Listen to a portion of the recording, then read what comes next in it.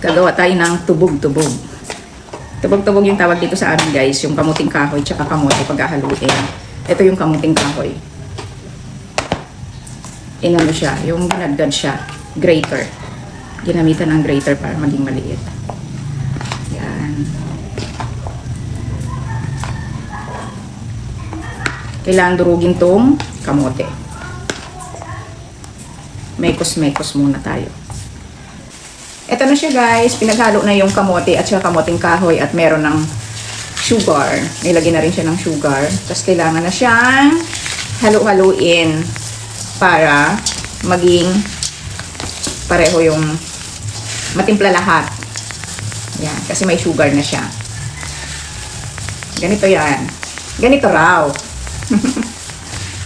Guys, bili na kayo sa akin mamaya pagka nagawa na namin to. Magbibenta ako ng ano ba sa Tagalog yung tubog-tubog? Mga Bicolana. Ano ba yung sa Tagalog yung tubog-tubog? Para maintindihan naman tayo ng mga taga-ibang lugar. Magtitinda ako mamaya guys ng tubog-tubog pag nagawa ko na. So, abangan nyo yan! Guys, ready na siya. Gagawin na natin siya. Ang bibilog-bilogin na natin. Ito, nalagyan na namin ng sugar. Tapos, kailangan na siyang ibilog-bilog. Ganyan. Tingnan mo nga. Ganito.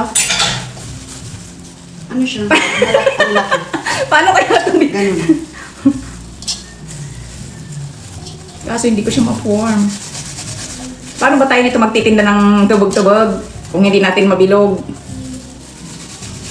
Ganyan? Okay na yan? Pamirida naman lang. Okay na yan. Oh, pasang awa guys. Okay na daw yan. Pasang awa. Ganyan. Oh. Okay, maganda na. Magaganda na rin yung magagawa ko niyan. First try, first attempt. Ibilog-bilog natin to lahat. Guys, mamaya bumili kayo sa akin ha. At saka paki-comment po kung ano ba yung tubog-tubog sa Tagalog. Dito sa amin sa Bicol lang tawag nito tubog-tubog. Ano bang tawag nito sa Tagalog?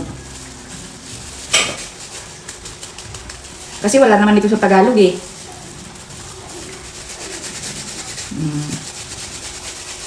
Bilog-bilog. Wala nang nangyayari, nagiging mahaba siya.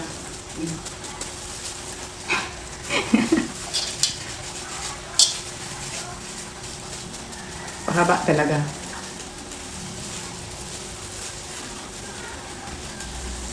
Ito na yung lahat guys, oh. Marami siya. Marami kaming nagawa. Mamaya piprituhin na lang to.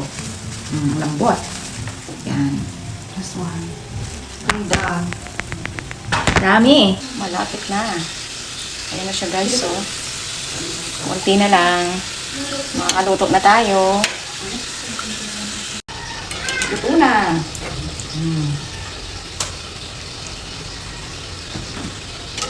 Lahat na ito. Ayan guys, oh. Luto na. Finished product. Ayan.